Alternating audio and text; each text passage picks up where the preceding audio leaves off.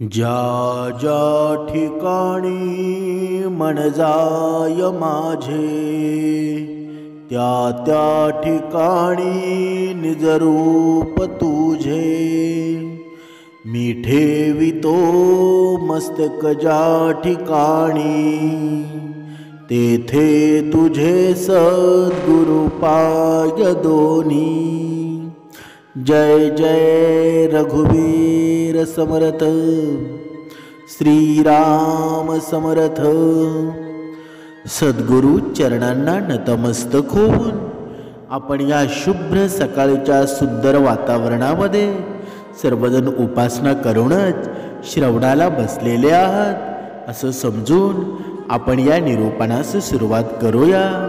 बघा, आता गणपतींचं विसर्जन झालेलं आहे आणि गणपतीनंतर जो सण येतो तो म्हणजे नवरात्री। आणि नवरात्री हा सण आहे ना, प्रत्येक स्त्रीसाठी महत्त्वाचा असतो। आणि प्रत्येक स्त्री आहे ना, ही देवीचंच रूप असते ना। पण आजच्या या कलियुगामध्ये आपल्याला तसं पाहायला मिळतं का? पण आजच्या या निरूपणामध्ये आहे ना, नक्की नवरात्र ही कोणी साजरी केली, नवरात्र ही साजरी करण्याची कथा काय आहे, हे नवरात्रीचं महत्त्व काय आहे आणि त्याचे परिणाम काय आहेत, ते आज आहे ना या आपण निरूपणामध्ये पाहणार आहोत।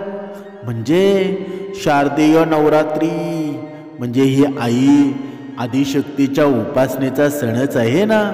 म्हणजे या नवरात्रीच्या या 9 दिवसांमध्ये दुर्गा देवीच्या 9 वेगवेगळ्या रूपांची पूजा केली जाते। म्हणजे या नवरात्रीच्या काळात जो भक्त 9 दिवस देवी दुर्गेचा उपवास करतो ना आणि विधीनुसार त्याची पूजा करतो, त्याच्या सर्व समस्या सुद्धा दूर होतात असं सुद्धा म्हटलं जातं ना। आणि त्याच उद्देशानं तो उपवास करत असतो। या नवरात्रीचा उपवास करणाऱ्या प्रत्येक भक्तांना आहे ना, ही व्रतकथा ऐकलीच पाहिजे आणि ती आवश्यकच आहे। तुम्ही ही नवरात्रीचं हे व्रत पाळणार असाल ना, तर ही कथा नक्की तुम्ही ऐकायला हवी। माता दुर्गा व्रत कथा आहे।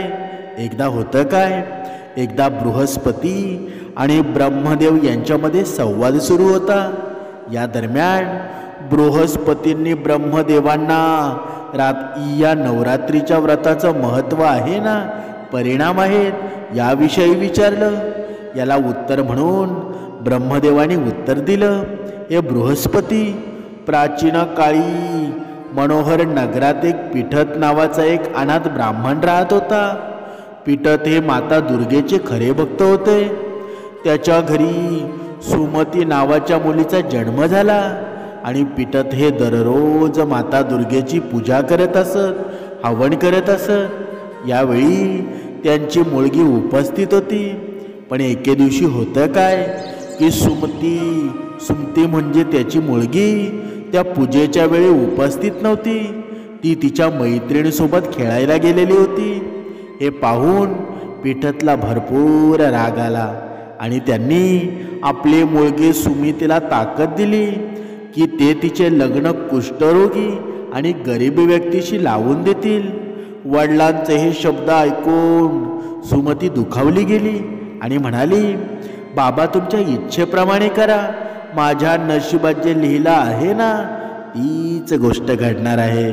सुमतीचे हे ऐकून पिठतला अजून राग आला आणि त्यांनी आपल्या मुलीचं लग्न एका कुष्ठरोगीशी लावून दिलं।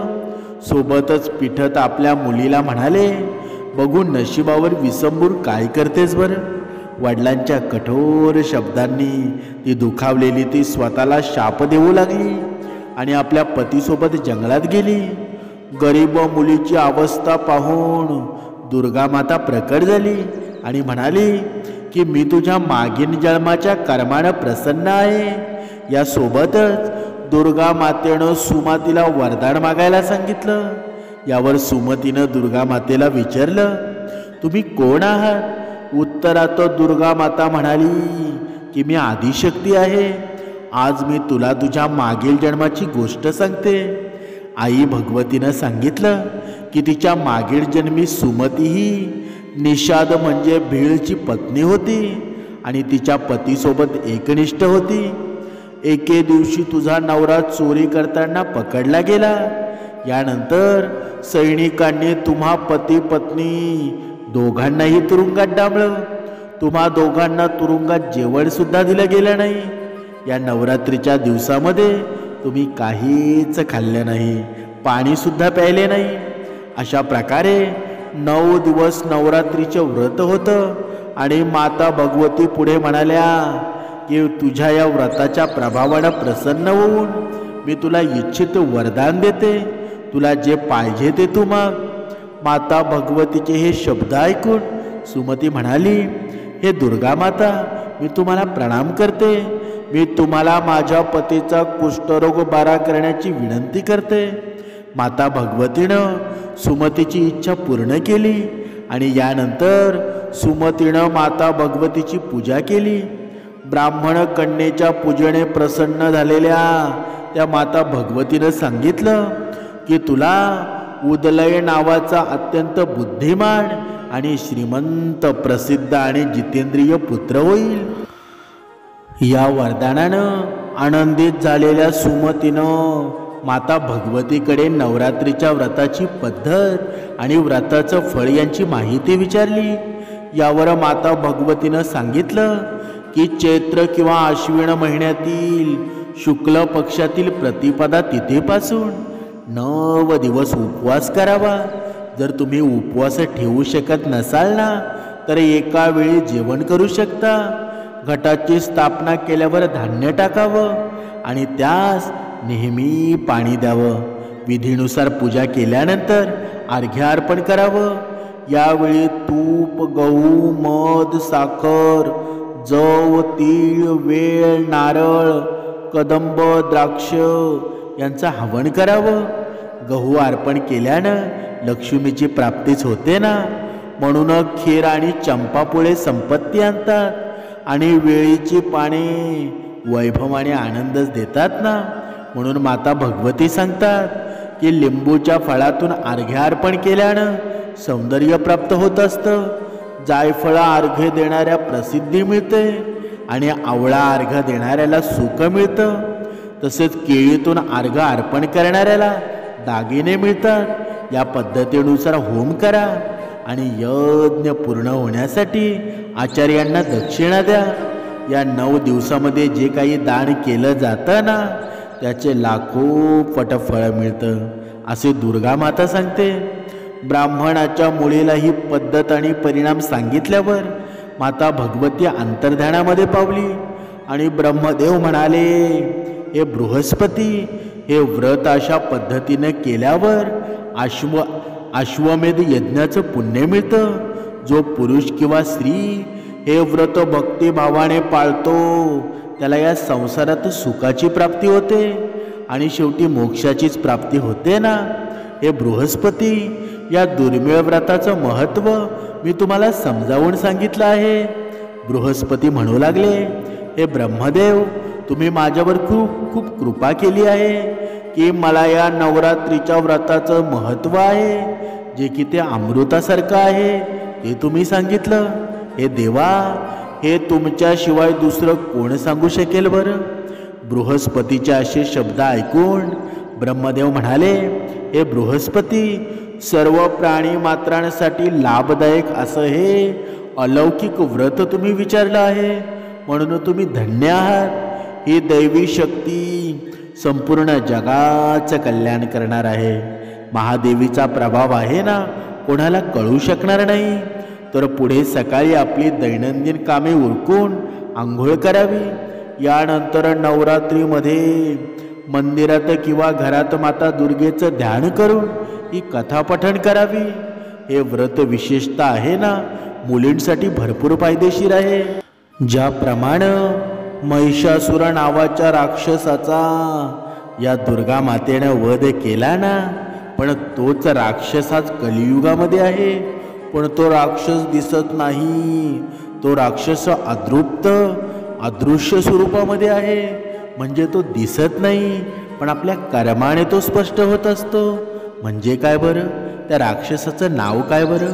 त्या राक्षसाचं नाव आहे अहंकार. आणि हा अहंकार रूपी राक्षस आहे ना, प्रत्येकाच्या मनामध्ये आहे, तो मनामध्ये लपलेला आहे. जिथे भगवंताची जागा होती, भगवंताला आपण बाजूला काढलं आणि त्या राक्षसाला तिथे ठेवलेलं आहे. मग आपल्या जीवनामध्ये आनंद आणि समाधान निर्माण होईल का बरं? कधीच होणार नाही. म्हणून या आयुष्यामध्ये जगायचं असेल ना, तर श्रीरामरूपी या ज्ञानानं मनुष्यानं पुढं जावं. पण जरा राक्षसरूपी अहंकारानं तुमच्या जीवनामध्ये तुम्ही धन कमवत असाल, तर त्या धनामध्ये अधोगती निर्माण होईल आणि मग तुमच्या वाट्याला काय येईल बरं? दुःखच येईल ना. म्हणून बघा, ज्या पद्धतीनं स्वर्गावर राक्षसांचा हल्ला, म्हणजे एकदा दैत्यराजा आहे ना, महिषासुरानं ब्रह्मदेवाला त्याच्या कठोर तपश्चर्येने प्रसन्न करून अजिंक्य होण्याचं वरदानच प्राप्त केलं होतं ना.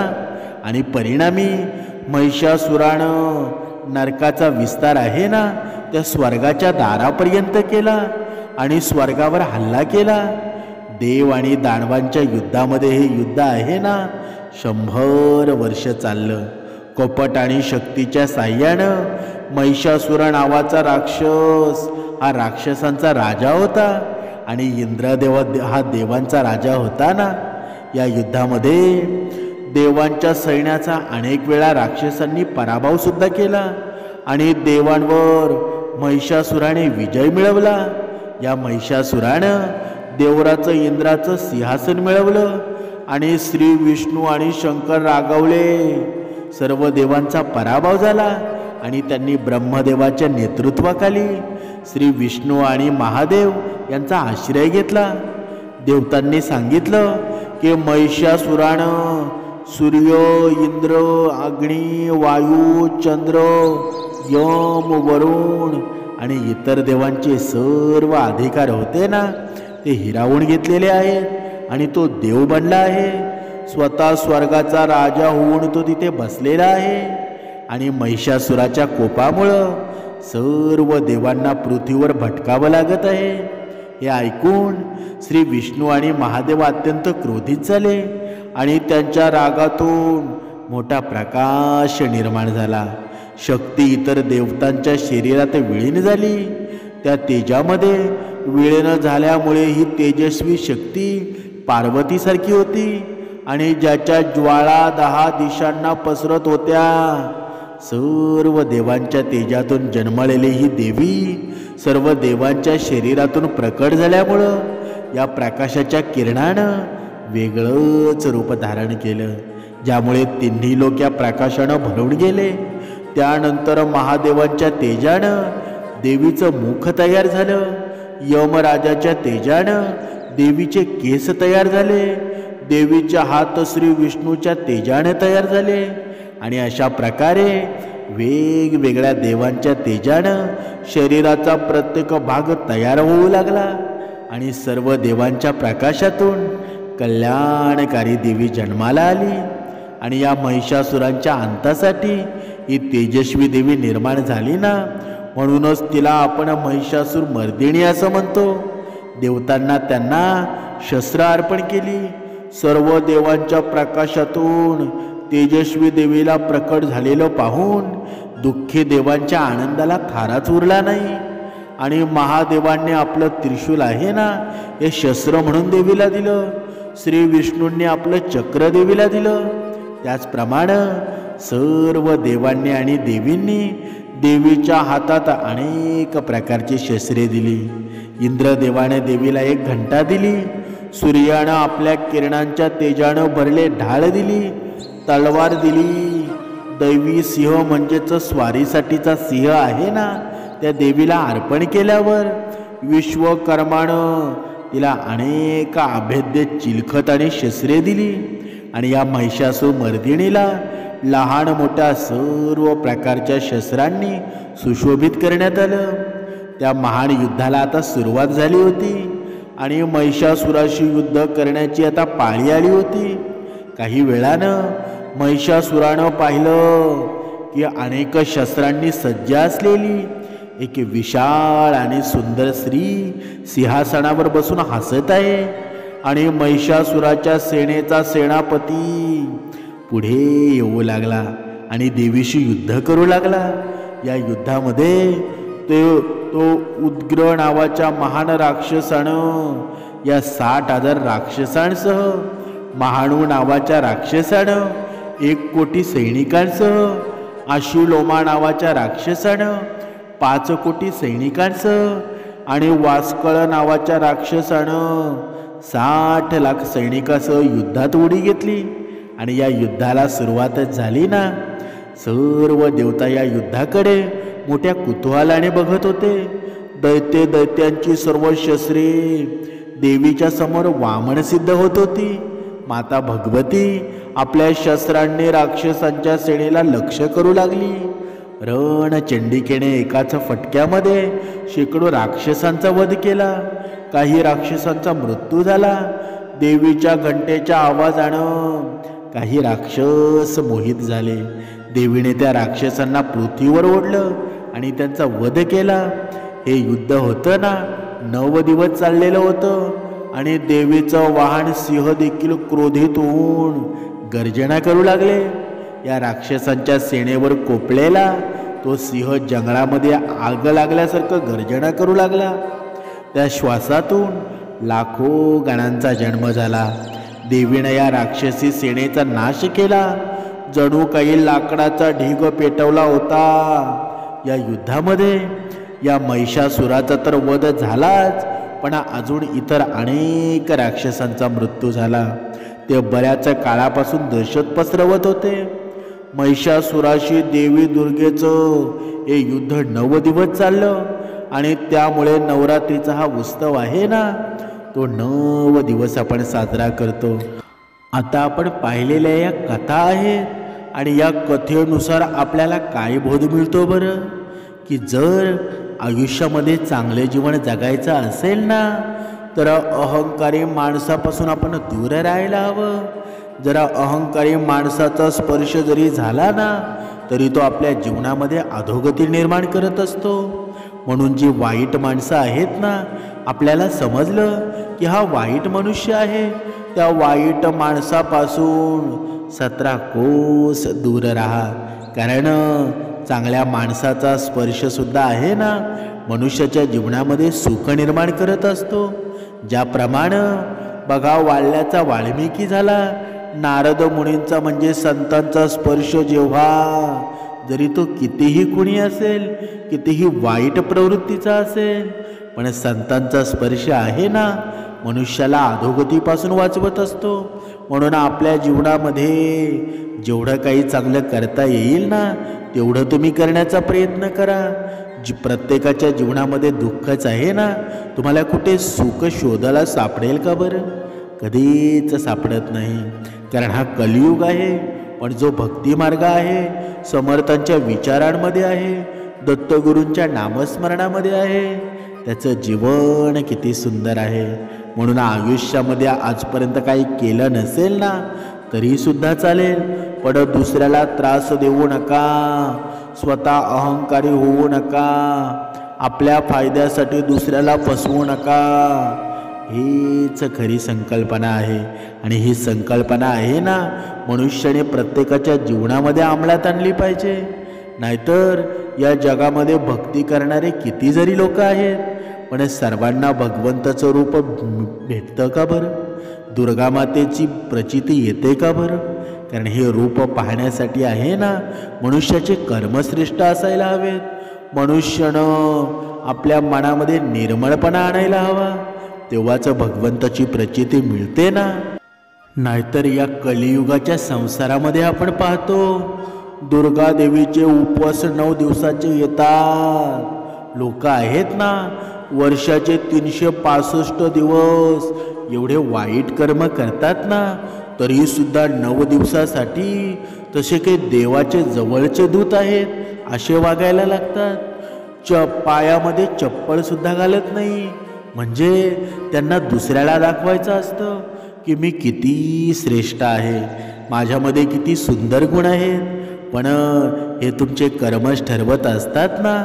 जर तुमच्या शब्दामध्ये गोडी नसेल, शब्दामध्ये प्रेम नसेल, तर तुम्ही पायात काही घातलं नाही तरी तुमच्या पुढंच येणार ना, का भगवंत तुम्हाला वाचवणार आहे बरं.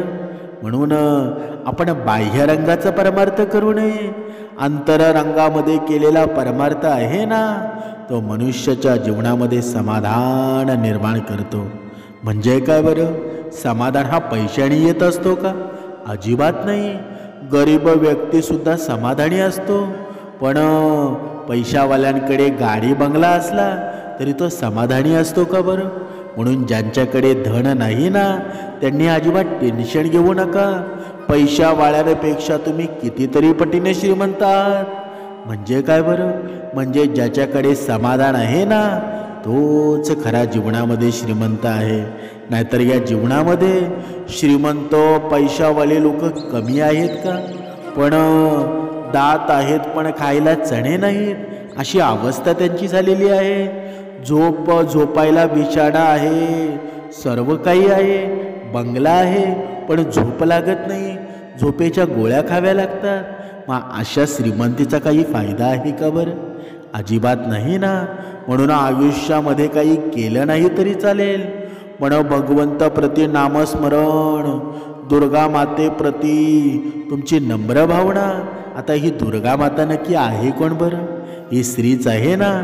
जर प्रत्येक पुरुषानं जर ठरवलं ना की आपल्या घरातल्या स्त्रीचा आपण सन्मान केला पाहिजे, आपल्या घरातल्या स्त्रीला आपण चांगली वागणूक दिली पाहिजे, तर दुर्गा देवीचे उपवास करण्याची काहीच गरज नाही. तुम्हाला खरा उपवास आहे ना, तुमच्या प्रेमानं वाढेल. तुमच्या प्रेम जर स्त्रीवर तुमचं प्रेम असेल ना, तिला जर चांगल्या पद्धतीची वागणूक दिली, ती साक्षात दुर्गा आहे. तुमच्या जीवनाचं भलं केल्याशिवाय राहणार नाही. म्हणून आज ही वेळ गेलेली नाही. ज्याप्रमाणे त्या दुर्गा देवीनं त्या राक्षसाचा वध केला ना, त्याप्रमाणे तुमची घरची लक्ष्मी आहे, ही स्त्री आहे ना, तुमच्या दुश्मनांचा, तुमच्या ज्या काही कमी आहेत ना, त्या सर्व काही भरून काढेल. फक्त तिच्यावर विश्वास ठेवा, तिला प्रेम द्या, तिच्या जीवनामध्ये सुंदरता निर्माण करा. तुमचं जीवन सुद्धा सुंदर होईल. जय जय रघुवीर समर्थ.